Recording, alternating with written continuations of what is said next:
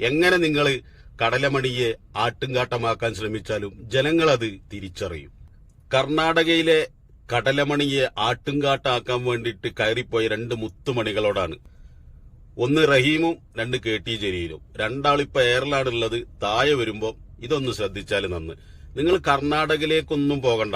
കോഴിക്കോട് കോർപ്പറേഷന്റെ പരിധിയിൽ ജനങ്ങൾ തിങ്ങി താമസിക്കുന്ന ഒരു ഏരിയയിലേക്ക് മാലിന്യ സംസ്കരണം കൊണ്ടുവരാൻ പദ്ധതിയിട്ടപ്പോ നൂറുകണക്കിന് കുടുംബം വിട്ടും വീട് വിട്ടും ഇറങ്ങേണ്ടി വരുമെന്ന അവസ്ഥ വന്നപ്പോ അവർ സമരരംഗത്തിറങ്ങി. പോലീസ് ആ സമരത്തെ അടിച്ചൊതുക്കി. എന്നിട്ടും അവർ സമരരംഗത്ത് നിന്ന് പിന്മാറിയില്ല. അവിടെ ഈ KT ജലീലിനെ കണ്ടില്ല, ഈ റഹീമിനെ കണ്ടില്ല, CPM-ന്റെ ഒരു നേതാക്കന്മാരെയും കണ്ടില്ല. അവരെന്താ മനുഷ്യരല്ലേ? അവരെന്താ വീടല്ലേ? അവർക്ക് വീടെന്താ വലുതല്ലേ?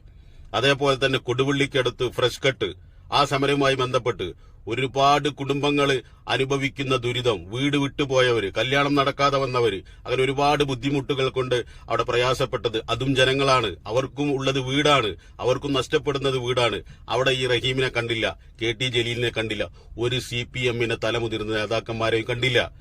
ഇവിടെ ഒന്നുമില്ലാത്ത ഒരു ജനങ്ങളോടുള്ള സ്നേഹവും ജനങ്ങളോടുള്ള വല്ലാത്ത അനുകമ്പയും ഒക്കെ കർണാടകയിൽ കാണുമ്പോൾ ഇത് വ്യക്തമായിട്ട് ജനങ്ങൾക്ക് മനസ്സിലാവും എന്താണ് എന്ന്. അന്നം തിന്നുന്നവർ കാര്യം കൂടി, നിങ്ങൾക്ക് അങ്ങനെ ഓടിച്ചെന്നിട്ട് ആ സ്ഥലത്തേക്ക് കയറി ചെല്ലാൻ പറ്റിയത് കോൺഗ്രസ് എന്ന ഒരു പ്രസ്ഥാനം ആ നാട് ഭരിക്കുന്നത് കൊണ്ടാണ്.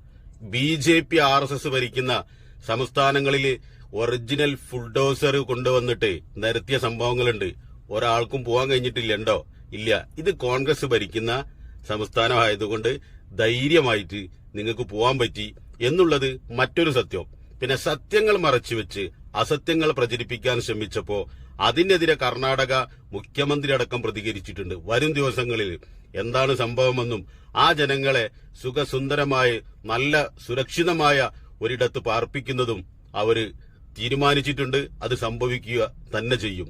എങ്ങനെ നിങ്ങൾ കടലമണിയെ ആട്ടുംകാട്ടമാക്കാൻ ശ്രമിച്ചാലും ജനങ്ങളത് തിരിച്ചറിയും.